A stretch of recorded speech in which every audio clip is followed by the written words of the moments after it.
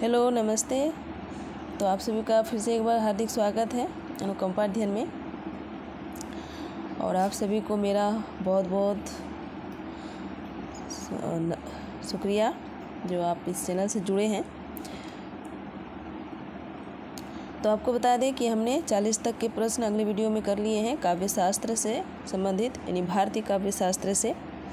और आज का जो हमारा रहेगा 41वां प्रश्न से हम करेंगे। लगभग हम भारतीय काव्य शास्त्र को आज कंप्लीट कर लेंगे।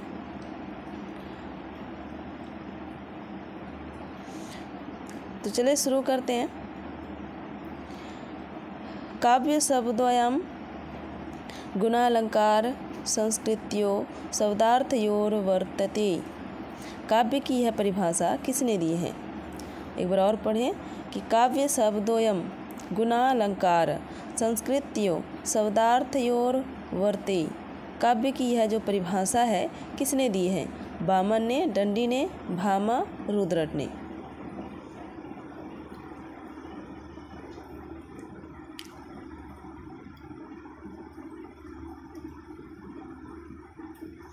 तो 41 का सही विकल्प हो जाएगा बी, ए, वामन ने। तो ये जो परिभाषा है काव्य की, ये आपको वामन ने दिया है, तो ये ध्यान रखें। निम्न में काव्य आचार्य मम्मट द्वारा काव्य के लक्षण हैं। तो इनमें से कौन सा काव्य लक्षण मम्मट का है तो बताना है। नीचे कूट दिए गए हैं। शब्दार्थो अदोषो व सगुण, शब्दार्थो या दोषहीन, अनलंकृत, पुनः क्वापि।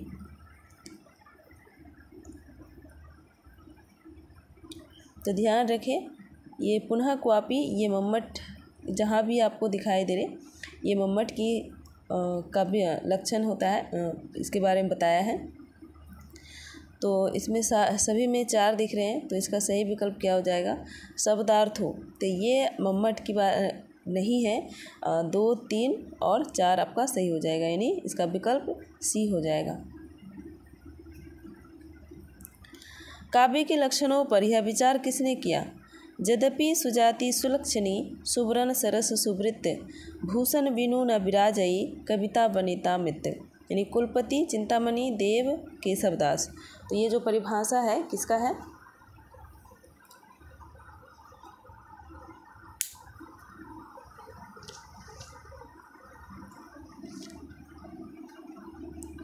तो 43 का सही विकल्प कौन सा हो जाएगा?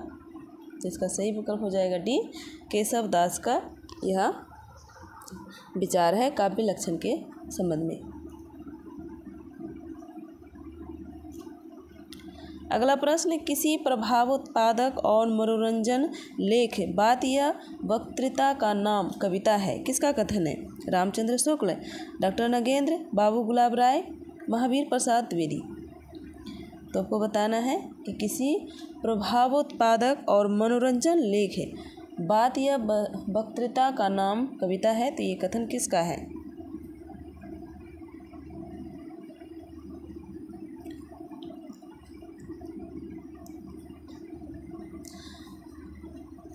ये ध्यान रहे कि जो पाश्चात्य काव्य शास्त्र और भारतीय काव्य शास्त्र बहुत महत्वपूर्ण है, एक तरीक़ा से एग्ज़ाम के आधार पर देखें तो भी। और आप अगर काव्य को समझना चाहते हैं तो इसके आधार पर भी काव्य शास्त्र, भारतीय काव्य शास्त्र, पाश्चात्य काव्य शास्त्र दोनों को समझना बहुत इम्पोर्टेंट है अगर आप हिंदी साहित्य से हैं तो इसे जितना हो सके इसे बार बार पढ़ने का, रिवीजन करने का प्रयास करें, यही आपके लिए बेहतर होगा।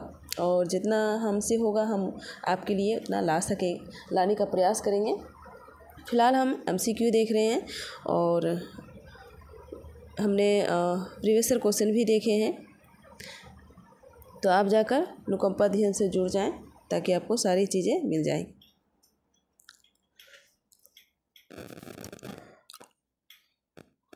तो इसका सही आंसर क्या हो जाएगा? डी, महावीर प्रसाद द्विवेदी का यह कथन है कविता के संबंध में। अगला प्रश्न, काव्य संसार के प्रति कवि की भाव प्रधान मानसिक प्रतिक्रियाओं की श्रेय को प्रेय देने वाली अभिव्यक्ति है। यह विचार किसका है? केशवदास, गुलाब राय, डॉक्टर नगेंद्र श्याम सुंदर दास।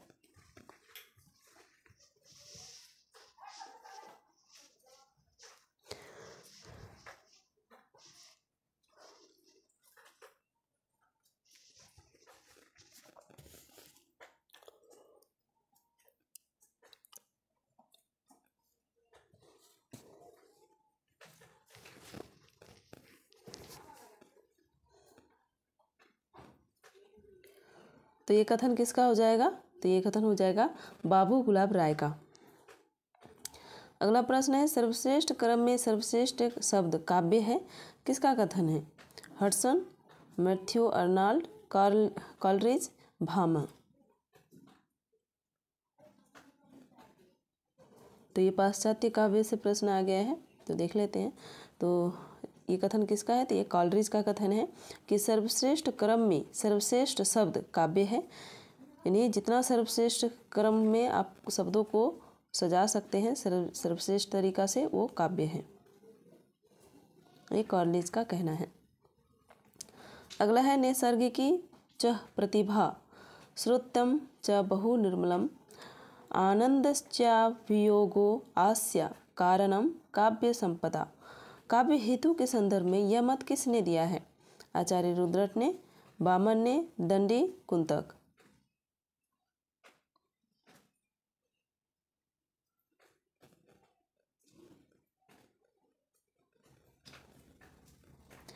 नैसर्गिकी च प्रतिभा श्रुतम च बहु निर्मलम आनंदश्चाभियोगो आस्य कारणम काव्य संपदा।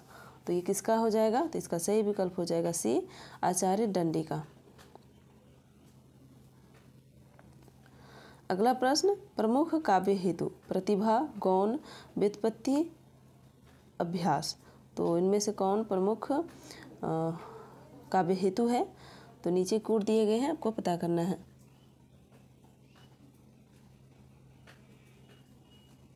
तो इसका सही विकल्प हो जाएगा सी, 1, 2, 1, 3 और 4, यानी प्रतिभा, व्युत्पत्ति और अभ्यास, ये काव्य हेतु हैं। अगला है, मुख्य अर्थ के साथ लक्ष्यार्थ का संबंध ही लक्षणा है, यह कथन किसका है? रस गंगाधर, मम्मट, भिखारीदास, सोमनाथ।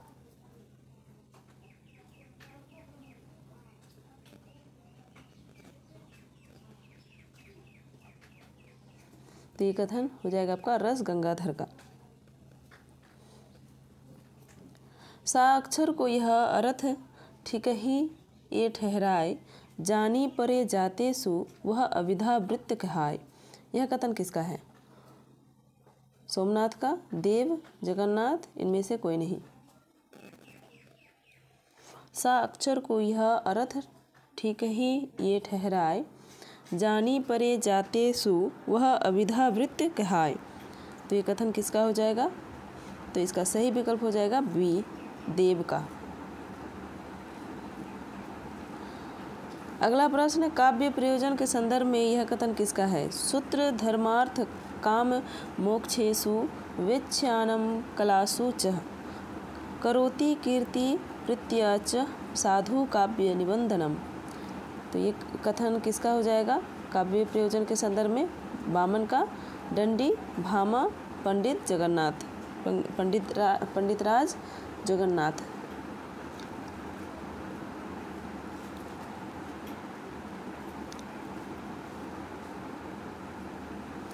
तो इसका सही विकल्प हो जाएगा सी, भामा का। पाश्चात्य काव्य शास्त्र में काव्य प्रयोजन से संबंधित विचार कौन कौन से हैं? तो इसमें पाश्चात्य काव्य शास्त्र के संबंध में पूछ लिया गया है काव्य प्रयोजन, जो कि आप काव्य शास्त्र हम पढ़ रहे हैं। तो देख लेते हैं, लोकमंगलवादी, आनंदवादी, उपभोक्तावादी, समन्वयवादी।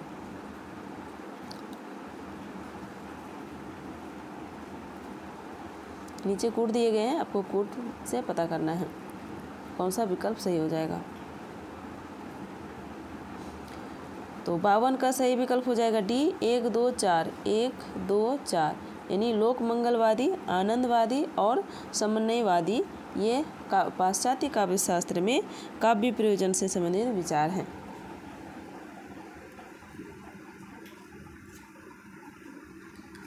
अगला प्रश्न, शब्दार्थो शरीरम रस आत्मा। रस को काव्य का प्राण तत्व मानते हुए यह कथन किसने कहा है? एक बार और पढ़ सकते हैं। शब्दार्थो शरीरम रस आत्मा। तो ये रस को प्राण तत्व मानते हुए काव्य का किसने कहा है? राजशेखर ने, भरतमुनि, विश्वनाथ, अभिनव गुप्त। तो जितने भी कथन हैं आचार्य का, ये कथन आप ध्यान रखें। रस के संबंध में, काव्य के संबंध में, हेतु के संबंध में, प्रतिभा के संबंध में, जितने भी संबंध में ये कथन कहे गए हैं, ये सारी चीज़ें आप ध्यान में रखें। कहाँ से क्वेश्चन पूछ लिया जाएगा ये पता नहीं है।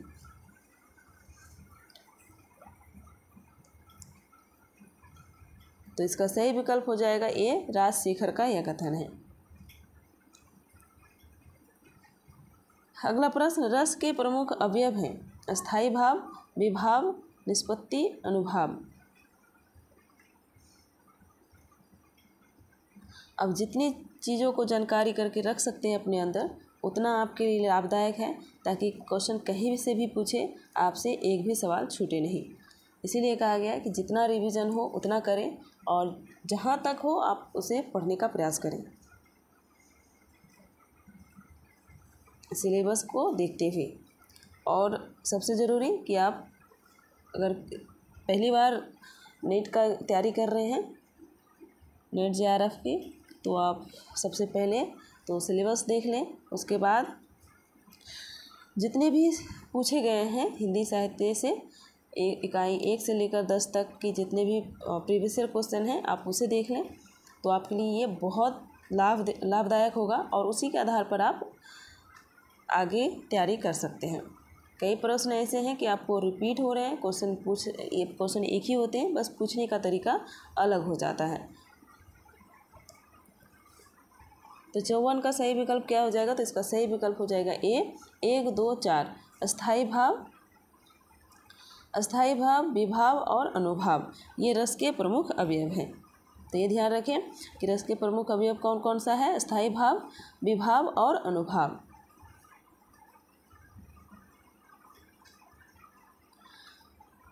और दूसरी बात कि आप नोट्स बनाइए और साथ में टेस्ट देते हुए चलें। पर आप घर पे जो है कि बुक्स है या आपके बनाए हुए नोट्स है, अगर नहीं बनाए हैं नोट्स तो आप जितना जल्दी हो सके एक शॉर्ट नोट्स बना लें और उसे बार बार रिवीजन करें। और सबसे ज़रूरी बात कि आप टेस्ट देते रहें। तो चले अगला प्रश्न, रस निष्पत्ति के संदर्भ में मुख्य मत है। तो निष्पत्ति के संदर्भ में, रस निष्पत्ति के संदर्भ में कौन सा मत है? भट्टलोलट का उत्पत्तिवाद, शंकुक का अनुमितिवाद, हडसन का लोकमंगलवाद, अभिनव गुप्त का अभिव्यक्तिवाद। तो रस निष्पत्ति के संदर्भ में कौन कौन सा ये प्रमुख मत हो जाएगा? तो आपको नीचे विकल्प दिए गए हैं, आपको सही बताना है। तो 55 का सही विकल्प हो जाएगा आपका बी, 1, 2, 4। 1, 2, 4 भट्टलोलट का उत्पत्तिवाद, शंकुक का अनुमितिवाद, अभिनव गुप्त का अभिव्यक्तिवाद। तो ये सारे जो मत हैं ये किसके संबंध में है? रस निष्पत्ति के संदर्भ में। अगला प्रश्न, जब तक किसी भाव का कोई विषय इस रूप में नहीं लाया जाता कि वह सामान्यतः सबके उसी भाव का आलंबन हो सके, तब तक उसमें रसोद्बोध की पूर्ण शक्ति नहीं आती। विषय का इसी रूप में लाया जाना हमारे यहाँ साधारणीकरण कहलाता है। उपयुक्त कथन किसका है? तो ये बहुत अच्छी बात कही है साधारणीकरण के संबंध में। तो ये किसने कही है? पंडित राज जगन्नाथ, रामचंद्र शुक्ल, बाबू गुलाब राय, डॉक्टर नगेंद्र।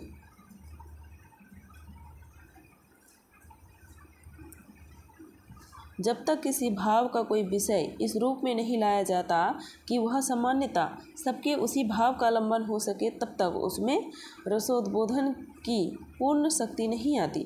विषय का इसी रूप में लाया जाना हमारे यहाँ साधारणीकरण कहलाता है। तो ये कथन किसका हो जाएगा? तो ये कथन हो जाएगा आपका रामचंद्र शुक्ल का। प्रतीयमानं पुनर्नयोदेव तत्त्वस्तः वाणीषु महाकवीनां यत् तत् प्रसिद्धा वयवातिरिक्तं विभाति लावण्यमीवाग्नासु। प्रतीयमान अर्थ को काव्यात्मा स्वीकार करने में उपयुक्त मत किसने दिया है? तो ये बहुत लंबा चौड़ा प्रश्न दिया गया है कि प्रतीयमान अर्थ को काव्यात्मा स्वीकार करने में उपयुक्त मत किसने दिया है?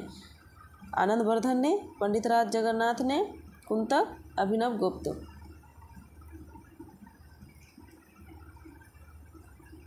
तो ये आपका हो जाएगा मत आनंदवर्धन ने दिया है। अगला प्रश्न, ध्वनि मत का अनेक आचार्यों ने विरोध किया, उनमें से है। तो किसने विरोध किया? नीचे दिए गए हैं, उनमें से आपको पता करना है कि किसने ध्वनि मत का विरोध किया है। प्रतिहारेंदुराज भट्टनायक, पंडितराज जगन्नाथ, महिम भट्ट।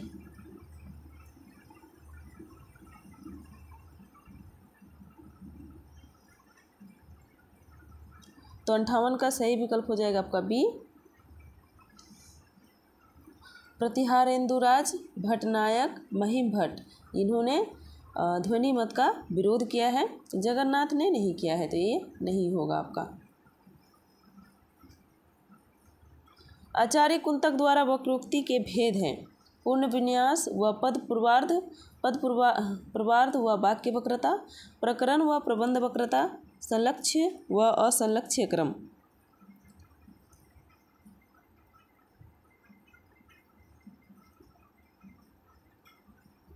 तो इसका सही विकल्प हो जाएगा सी, 1, 2 और 3 सही हो जाएगा। अगला प्रश्न, साधारणीकरण के विषय में कौन से कथन सही हैं?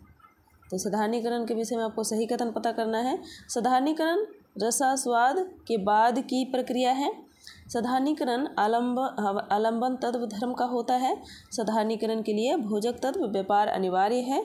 साधारणीकरण के बिना भी रसानुभूति संभव है। तो आपको सही कथन पता करना है 60 का।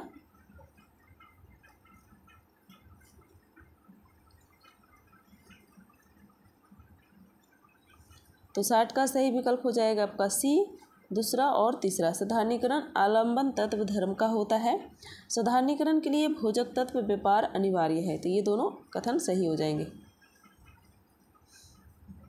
निरख सकी ये खंजन आए, फेरे उन मेरे रंजन में, इधर नयन मन भाए। इस पंक्ति में काव्य गुण है। तो कौन सा काव्य गुण है? प्रसाद, ओज, माधुर्य, ये सभी।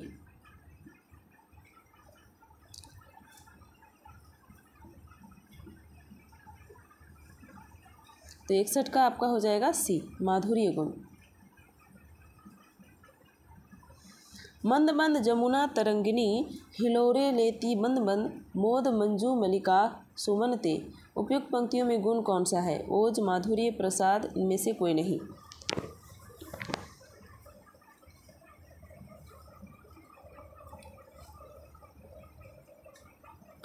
तो आपका इसमें भी आ जाएगा माधुर्य गुण।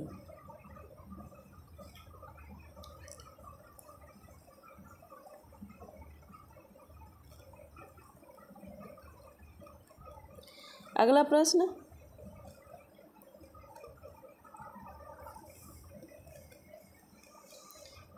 संप्रदाय है और प्रवर्तक दिए गए हैं। तो किस संप्रदाय के प्रवर्तक कौन है आपको सुमेलित करना है।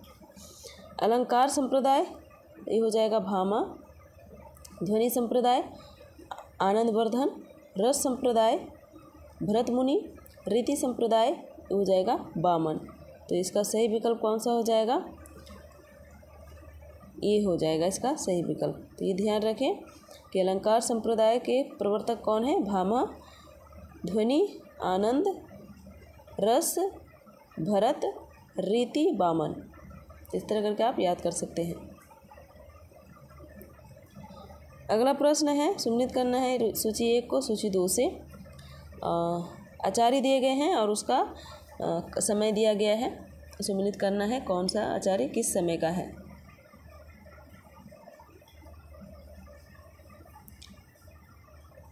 तो भामा हो जाएगा आपका 6वीं शताब्दी, वामन 7वीं शताब्दी, दंडी 8वीं और मम्मट 12वीं शताब्दी। तो इसका सही विकल्प हो जाएगा 1 2 3 4, तो इसका डी हो जाएगा। कथन और आचार्य दिए गए हैं, यानी किसका कथन है काव्य के संबंध में। सौंदर्य अलंकार काव्य शोभा कारणम धर्मान अलंकारणम पृच्यते। अभिधान प्रकार विशेष एवं चालंकार तददोषो शब्दार्थो सगुणावलंकृत पुनः क्वापि। तो क्वापि तो ये हो जाएगा आप मम्मट। तो देख सकते हैं मम्मट मम्मट,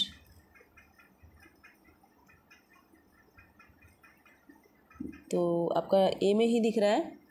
तो इसका सही विकल्प क्या हो जाएगा ए, यानी सौंदर्य अलंकार ये वामन का हो जाएगा।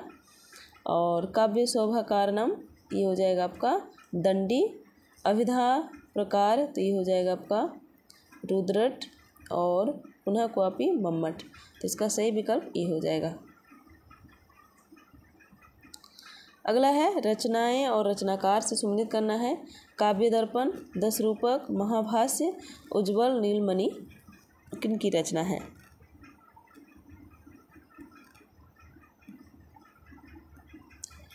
काव्यदर्श पंडित रामदहिन मिश्र, 10 रूपक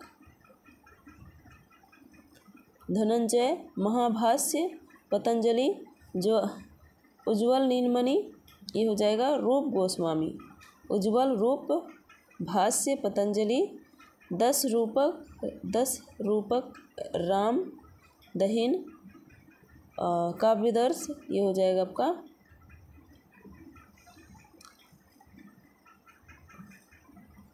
काव्यदर्श रामदहिन, 10 रूपक धनंजय, महाभाष्य पतंजलि और उज्ज्वल नीलमणि ये हो जाएगा आपका रूप गोस्वामी। तो इसका सही विकल्प ये हो जाएगा।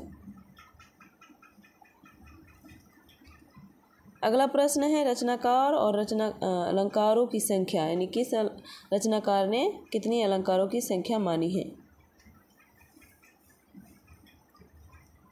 भामा ने 38 माना है, दंडी ने 39, वामन ने 32, रुद्रट ने 64 माना है। तो इसका सही विकल्प कौन सा हो जाएगा। तो इसका सही विकल्प ये हो जाएगा। अगला प्रश्न सूची 1 को सूची 2 से सम्मिलित करना है। काव्य अलंकार सूत्रवृत्ति रचना दी गए हैं और रचनाकार से सम्मिलित करना है। काव्य अलंकार सूत्रवृत्ति वामन की रचना है। व्यक्ति विवेक महिम भट्ट, ध्वन्यालोक लोचन ये हो जाएगा आपका अभिनव गुप्त, 10 रूपक धनंजय। तो 1 का 4 और 2 का 1 2, तो ये हो जाएगा आपका सी नंबर।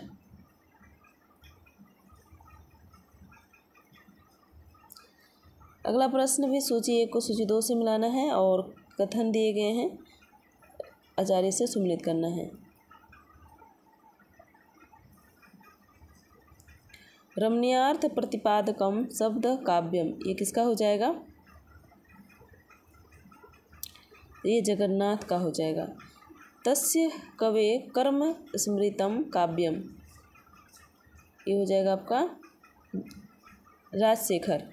अदोषो गुण तत्व काव्यम अलंकार अलंकृतम तो ये किसका हो जाएगा भोजराज का।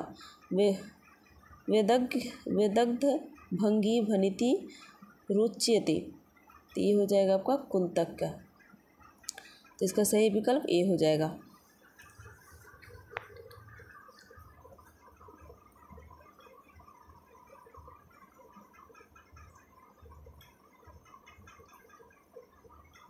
अगला प्रश्न है आचार्य और सिद्धांत से सम्मिलित करना है। आचार्य दिए गए हैं और आपको उसके सिद्धांत से सम्मिलित करना है। तो शंकु का कौन हो जाएगा, अभिनव का भट्टनायक भट्टलोलट।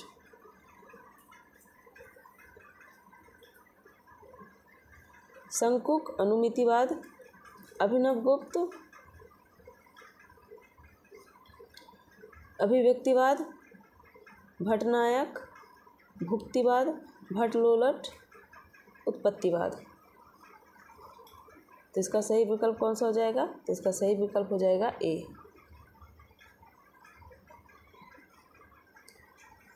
सिद्धांतकार और दर्शन, तो इसका सिद्धांतकार दिए हैं और उनके दर्शन बताना है, दर्शन से सुमिलित करना है। भटनायक का दर्शन क्या हो जाएगा? साक्ष्य दर्शन। भटलोलट का मीमांसा दर्शन। शंकुक का न्याय दर्शन। अभिनवगुप्त का ये हो जाएगा आपका शैव दर्शन। तो इसका भी सही विकल्प हो जाएगा ए।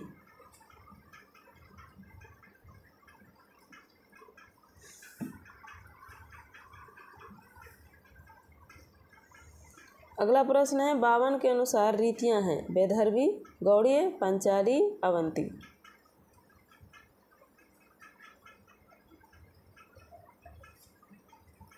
नीचे कोड दिए गए हैं, आपको सही कोड का चयन करना है। तो इसका सही विकल्प हो जाएगा सी। एक वैदर्भी, गौड़ीय और पांचाली रीतियां हैं। अगला प्रश्न है रचना काल के आधार पर निम्नलिखित ग्रंथों का सही अनुक्रम बताना है।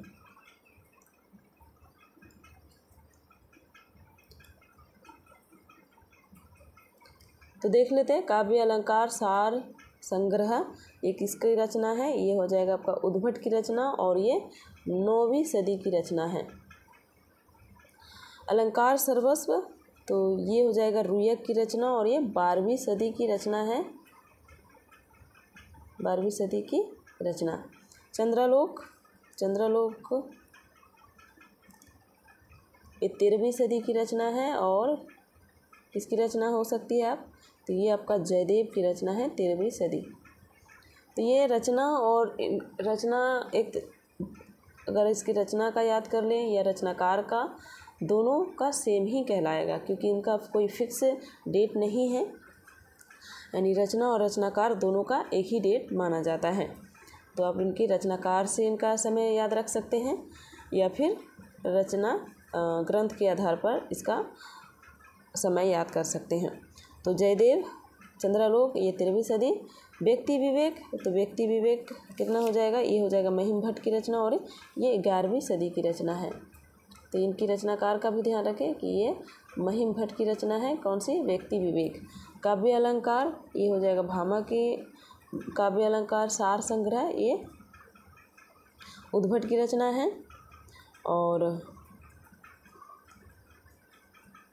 अलंकार सर्वस्व रुयक की। चंद्रालोक जयदेव, व्यक्ति विवेक महिम भट्ट। तो सबसे पहले कौन आ जाएगा? काव्य अलंकार सार संग्रह। उसके बाद 11वीं सदी व्यक्ति विवेक, तो व्यक्ति भी आपका डी में दिख रहा है। उसके बाद आ जाएगा आपका अलंकार सर्वस्व चंद्रालोक लास्ट में, यानी ये 13वीं सदी की है। तो इसका सही विकल्प हो जाएगा डी। आगे बढ़ते हैं। तो अलंकार संप्रदाय से संबंधित अलंकार ग्रंथों का सही अनुक्रम। तो ये जितना भी ग्रंथ है ये अलंकार से संबंधित है, तो ये भी ध्यान रखें। एग्ज़ाम में कई बार पूछा गया है कि इनमें से कौन सा अलंकार ग्रंथ है। तो यहाँ अलंकार शेखर, अलंकार सर्वस्व, काव्य अलंकार, सूत्रवृत्ति, काव्य अलंकार, तो ये सारे अलंकार संबंधित ग्रंथ हैं। तो देख लेते हैं काव्य अलंकार। पहले अलंकार शेखर, तो सबसे पहले देख लेते हैं अलंकार शेखर। तो ये किसकी रचना है? शेखर की, और ये 16वीं सदी की रचना है शेखर की। अलंकार सर्वस्व ये अभी हमने देखा है रुयक की रचना, और ये 12वीं सदी की रचना है रुयक की। काव्य अलंकार सूत्रवृत्ति, तो ये हो जाएगा आपका वामन की 8वीं 9वीं सदी के रचना है, 8वीं 9वीं सदी के बीच की रचना। और उसके बाद आ जाएगा आपका काव्य अलंकार। तो काव्य अलंकार 2 लोगों ने लिखा है, भामा ने और रुद्रट ने। भामा ने 6वीं सदी में लिखा है और रुद्रट ने 9वीं सदी में लिखा है। तो अगर हम देखें भामा या रुद्र, दोनों में जिसको भी लेकर देखें तो सबसे पहले आ जाएगा आपका काव्य अलंकार। तो काव्य अलंकार आपका बी और सी दोनों में दिख रहा है। उसके बाद आ जाएगा आपका काव्य अलंकार सूत्रवृत्ति 8वीं सदी, 8वीं या 9वीं सदी की रचना। तो काव्य अलंकार सूत्रवृत्ति तो इस दोनों में ही दिख रहा है। उसके बाद आ जाएगा आपका अलंकार सर्वस्व। तो अलंकार सर्वस्व आपका बी में दिख रहा है। उसके बाद लास्ट आ जाएगा 16वीं सदी अलंकार शेखर, शेखर की रचना। तो इसका सही विकल्प हो जाएगा बी। अगला प्रश्न, रचना काल के आधार पर आचार्यों का सही अनुक्रम बताना है। तो इसमें वही कहा गया है कि रचना काल के आधार पर, क्योंकि इनके जन्म काल निर्धारित नहीं है, तो बताना है सबसे पहले कौन आ जाएगा।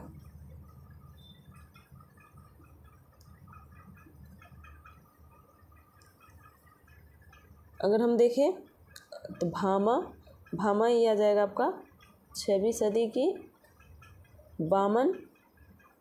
बामन आ जाएगा आपका 9वीं से 8वीं से 9वीं के बीच। तो ये हमने इसकी जो रचना काव्य अलंकार सूत्रवृत्ति पढ़ा है, तो इन्हीं की रचना है। और ये हो जाएगा 8वीं से 9वीं।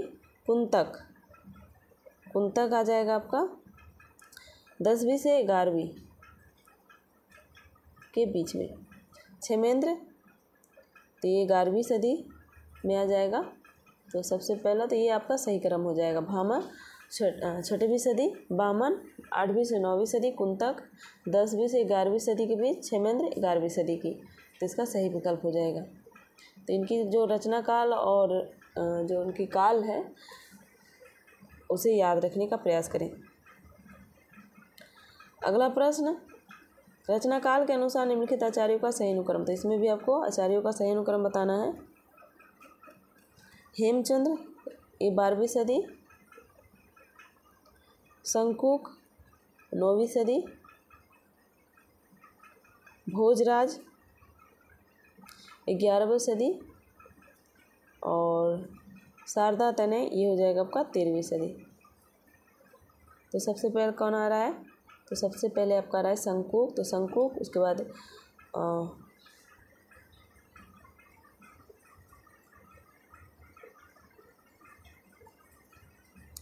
भोजराज आना चाहिए। तो पहले भोजराज, उसके बाद हेमचंद्र।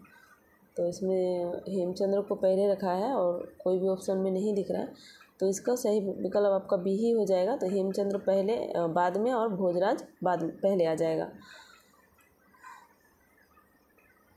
ये ध्यानपूर्वक देखने का प्रयास करें। हम लगभग इसमें 77 से 82 तक के प्रश्न करेंगे। और इसमें दिया गया पहले ही कूट दे दिया गया है।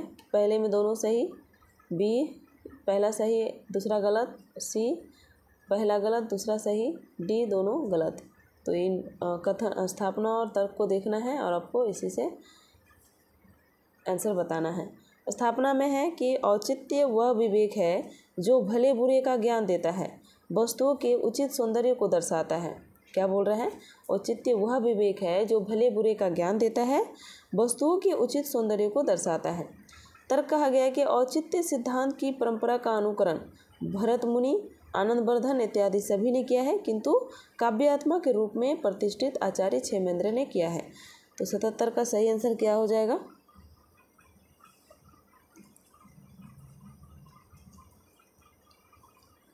सतहत्तर का सही आंसर हो जाएगा आपका ए, यानी दोनों सही है।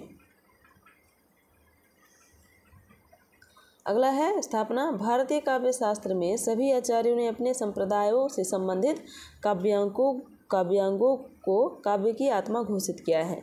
तर्क है रस संप्रदाय काव्य का सार तत्व एवं सबसे प्रामाणिक सिद्धांत रहा है। तो कौन सा सही हो जाएगा? दोनों सही हो जाएगा। स्थापना गलत, तर्क स्थापना सही तर्क गलत हो जाएगा, या स्थापना गलत तर्क सही हो जाएगा, या दोनों गलत हो जाएगा। तो इसका सही विकल्प है कि ये दोनों सही है, यानी ए सही है। इसका विकल्प हो जाएगा ए। अगला है स्थापना। अलंकार काव्य का स्वाभाविक धर्म है। तर्क बिना अलंकारों के कोई रचना काव्य हो ही नहीं सकती। तो इसका बताना है।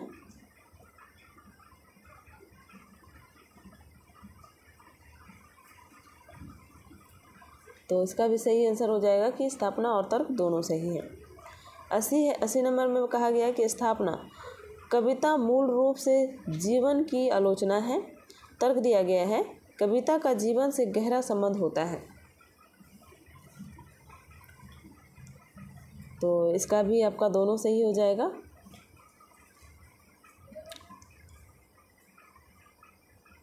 अगला प्रश्न स्थापना। हडसन के अनुसार कविता कल्पना और संवेग का मिश्रण है। तर्क दिया गया है कविता का सीधा संबंध जीवन से होता है। तो इसका भी आपका सही आंसर हो जाएगा। स्थापना और तर्क दोनों सही है। 82 नंबर है स्थापना। गुण रस के धर्म होते हैं। तर्क दिया गया है यह कथन आनंदवर्धन का है। तो इसका भी दोनों सही हो जाएगा। स्थापना और तर्क दोनों सही हो जाएगा। तो हमने भारतीय काव्य शास्त्र से लगभग हमने 40 से ज़्यादा प्रश्न कर लिए हैं। 42 प्रश्न किए हैं हमने आज। और आगे हमारा ये जो है भारतीय काव्य शास्त्र से हमने कंप्लीट कर लिया है टेस्ट। आगे जो हमारा वीडियो बनेगा वो होगा पाश्चात्य काव्य शास्त्र से। तो जितने भी विद्यार्थी हैं इस चैनल से जुड़े रहें ताकि आपको महत्वपूर्ण टेस्ट मिलती रहे चैप्टर वाइज। तो आप सभी से विदा लेना चाहूँगी। तब तक के लिए आप सभी को बहुत बहुत धन्यवाद। मिलते हैं अगले वीडियो में। चैनल को लाइक, सब्सक्राइब और शेयर ज़रूर कर दें।